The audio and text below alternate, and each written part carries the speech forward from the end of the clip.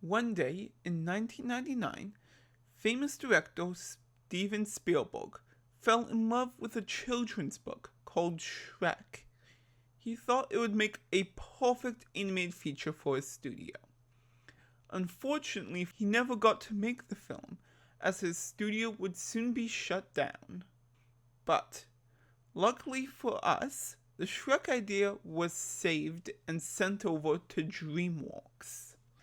At DreamWorks, the film went through many different rewrites, but eventually landed on a story about a teenage Shrek living in Duloc with his parents. As part of his quest to become a knight, he had to rescue Princess Fiona, who in this version was a full ogre from her tower.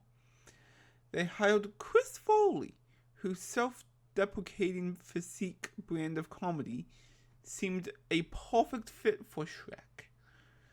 DreamWorks also chose to film in motion capture, a form of animation where live actors are filmed with special suits that a 3D drawing can be placed over top. It was a great way to make animation more realistic, but it was also very pricey. Production continued, but two huge problems soon arose. Upon seeing the test footage, Katzenberg was horrified. He hated the gothic horror look produced by motion capture. You can see why. It's the Shrek from my nightmares.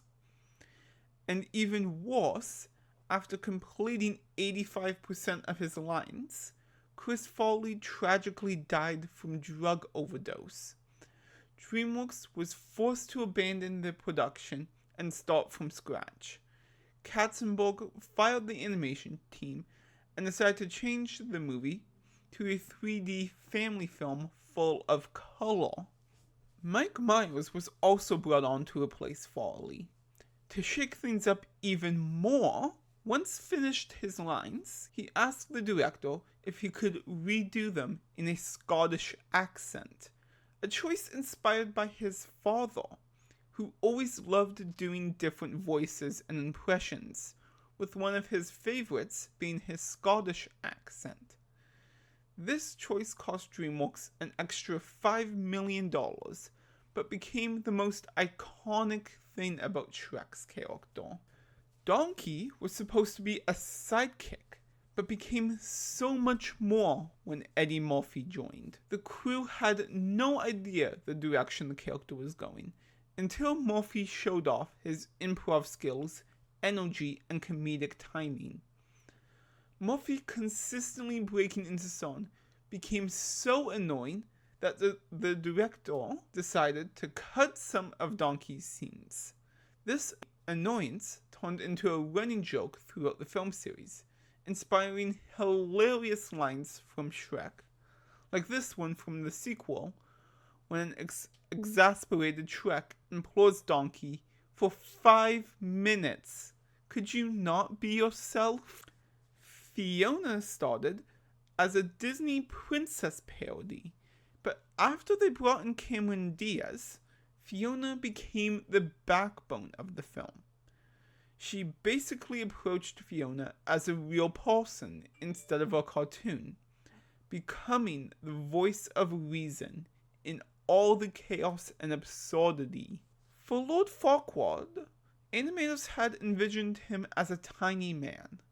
However, John Lithgow's over-the-top Shakespearean voice did not match the character they designed. Eventually, they decided to just go with it, because of the hilarity that resulted from the juxtaposition. One of the most interesting deleted scenes that I wish we got to see was the Fiona Prologue that featured an early version of the legendary fairy godmother.